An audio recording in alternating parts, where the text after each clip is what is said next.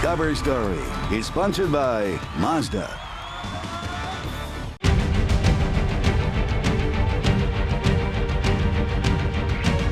Just a few weeks ago, everyone wanted Sam Bradford out. The team lost 3 in a row, he was always hurt, and he wasn't viewed as a leader. But quietly kept, Bradford's been great over the last 4 games he's played. He's thrown for almost 900 yards, 5 touchdowns, and just 1 interception in those games. He actually won 5 out of the last 7 games he's played in. Things looked a little rough in the beginning, but he's starting to become the guy we thought he'd be. He just needed a little time. Yeah, I think just getting out there and doing it. I think, after not playing for a year and a half, coming off 2 knee injuries, I think, there's only one way to really get that, experience, and it's to get out there and do it. Since the Lions game, he's really been getting it done, both on the field and in the locker room. After that loss, the team could have went in the tank, folded, but he was one of the main guys to step up and motivate. I think he kind of came back with more of a leadership mentality. He's kind of taken the whole team at the beginning of the game and kind of said a few words to the whole team to kind of get everyone going, and I think that's taken the team a long way the past 2 games. Bradford isn't the rah-rah guy, not the type to run his mouth, but over the past few games, he's been more vocal and more assertive. He's a quiet guy, so when he decides to speak, it means something. I think the best part about Sam sometimes the fact that he doesn't always talk. So then when he opens his mouth, everybody knows, okay, we need to listen. It's coming from a place where it's not just something that he's just saying just to talk, just to hear himself talk. He's actually thought about this and he means what he says.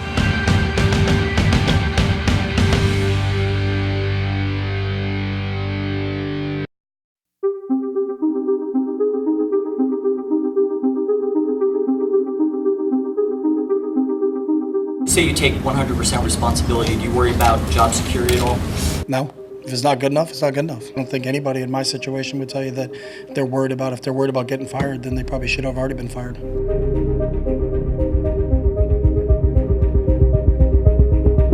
It looks like Chip actually should have been worried about getting fired. After going 26-21, Chip wasn't even allowed to finish his 3rd season. With just 1 game left in the season, Chip was sent packing, and it left us all in shock. I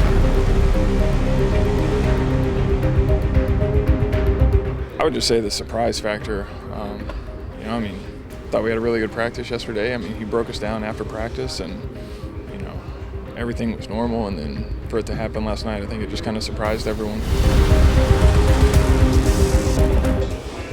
It was just one of them things where you just can't, I was surprised, but I was just like, hey man, it is what it is. I done been here before.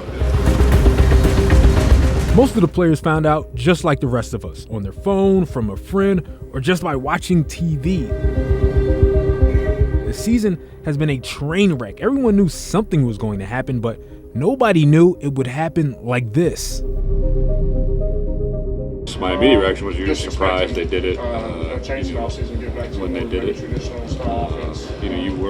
I wasn't thinking about coaches getting fired necessarily last night, so I was kind of caught off guard. Pat Shurmur will be the interim coach versus the Giants, but he'll likely be fired too, along with the rest of Chip Kelly's coaching staff. This team could look totally different next year, so everyone has to go out and prove their worth. Our guys will be ready to go out and win this game. That's one thing about it. We're all focused on winning this game, playing for each other, going out. It's the last time this group will be together, so we're planning on going out, with the win.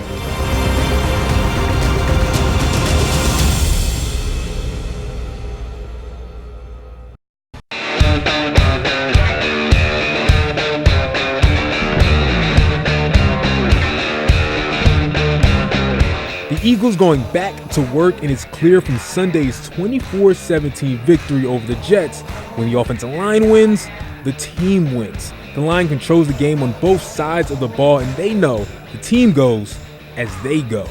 We all know it goes down to the offensive line, defensive line as far as winning games. So, we know that going into every game. So, the better we execute, the better our team does. The team lost Andrew Gardner for the year with a foot injury, so Matt Tobin is stepping up at the right guard spot.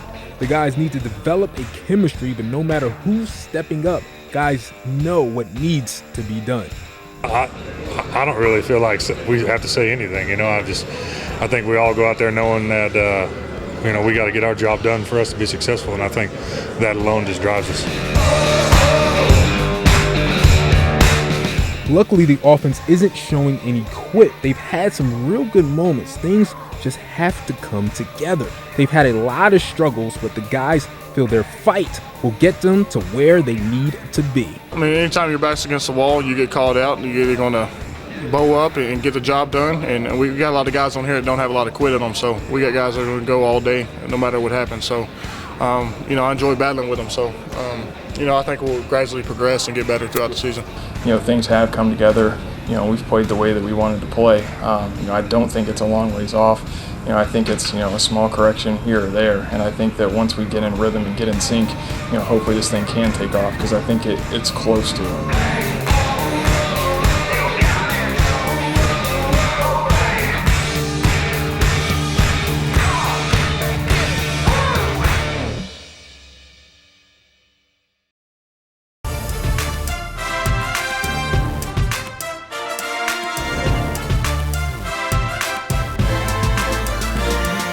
A breakthrough game, a breakthrough performance, a potential turning point of the season. If the Eagles go on to make the playoffs, last week's game against Dallas will be looked at as the signature win of the year. To win that way against a division team can propel you to the next level.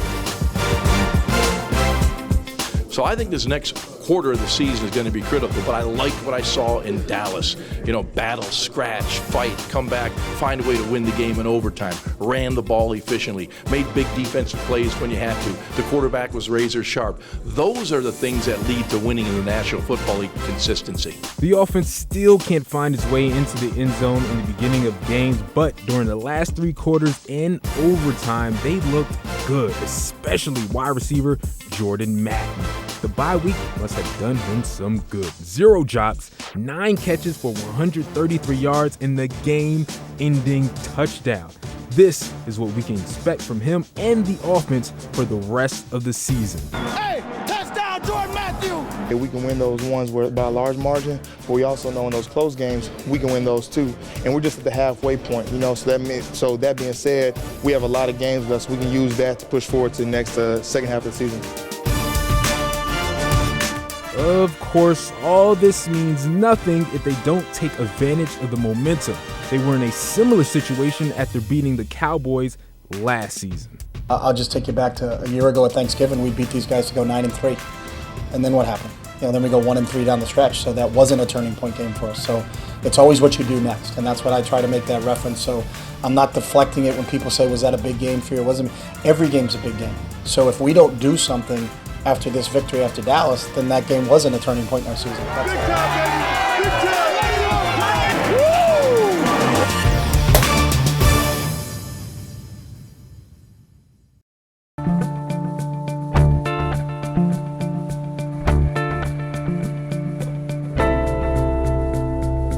The Eagles secondary has been awful the last 2 weeks. They're the second team to allow 5 TD passes through the air in back-to-back games ever. To make it even worse, Nolan Carroll, who's been their best cornerback so far, is now out with a broken ankle. In comes Eric Rowe, and Calvin Johnson torched him. Rowe was visibly shaken after the touchdowns, and his teammates tried to get into his ear. I was been able to get into his ear and to let him know that, being a rookie, you need to act like the ball's coming to you every single play, to where you don't have a lapse in your technique, and be surprised when the ball doesn't go your way. Don't be frustrated. You had really great coverage on him. There's no one even on this team that could have, played it like that. Played it, even closer. So tell me, just get out of your head. We got to keep going. Rowe's definitely going to need to bounce back because Tom Brady can easily put up another 5 touchdowns. Brady might be missing his top 3 receivers, but with no pass rush, he can make anyone look good. The secondary's frustrated and embarrassed by their performance. Time to get back to your P's and Q's if you want any shot at winning. you can turn on tape, for 8 weeks in our season and see that we play really, really good defense when we execute. And so I think the concern or the attention goes to now, how do we continuously execute? What have we not been executing and then correct it? The whole secondary is going to have to forget about the past, have a short memory, because things can get a lot worse. You can't dwell on whatever happened last week, because if you do, it's going to carry on next week, and it's going to hurt the whole team. You don't want to hurt the whole team, so you just got to forget about it and just work on, your next challenge.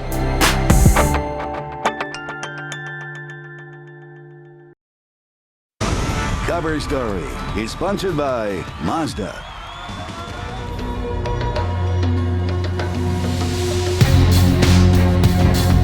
The first half of the season was at times head-scratching, frustrating, and inconsistent. The bye week came at the perfect time, a chance to regroup, get healthy, and get ready for the stretch run. There's a lot to be optimistic about, actually. They're only one game back in the division, and only 2 of their final 9 opponents have winning records. They're ready to go. I think our bye week fell at a good time. I think it was a great chance for everyone to just kind of to step away, take a deep breath, get their mind off of things and come back. I thought our energy yesterday, as good as it's been in a long time. And so I think guys are feeling good for the second half right now. The bye week was also a chance to review the first half of the season.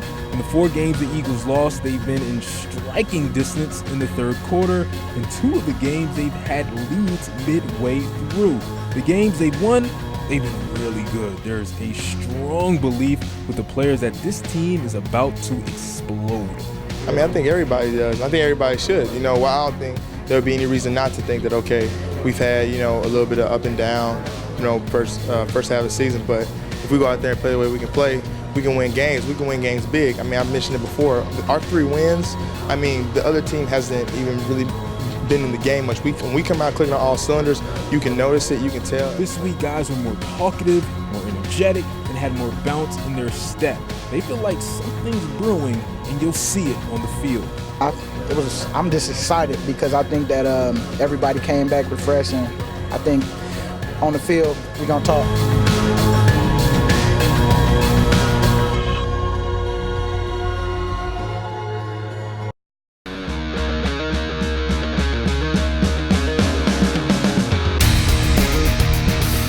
Every day is a practice, and like today, Fletch knocked that ball out, and we pride ourselves on just creating turnovers during practice. That Eagles defense has been ferocious. They've given this team life, a chance to win every game. They're second in the league in takeaways with 16. Half of them are from forced fumbles. Guys are punching the ball out, making plays.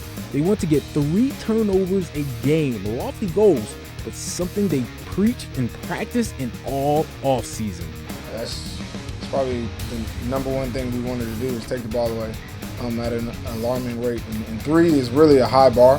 We talk about per game, but obviously it's something that we feel like we can accomplish, and especially with as much emphasis as we put on it throughout the week and during training camp and off season. We feel like if we can accomplish that as a defense, we give our team a really good chance of winning the game. The big boys are anchoring the D. Fletcher Cox, Brandon Graham, Vinny Curry. They've been unmovable objects up front, only allowing 3.5 yards a carry, tied for 3rd in the league. Not to mention, they're starting to really get pressure on any quarterback they face. The defense is built to win and built to win right now. Yeah, that's been our focus all offseason. We've been focusing on taking the ball away. We know that correlates to winning games. The more turnovers we can get, the more we're in the plus in the turnover battle, the more games we can win.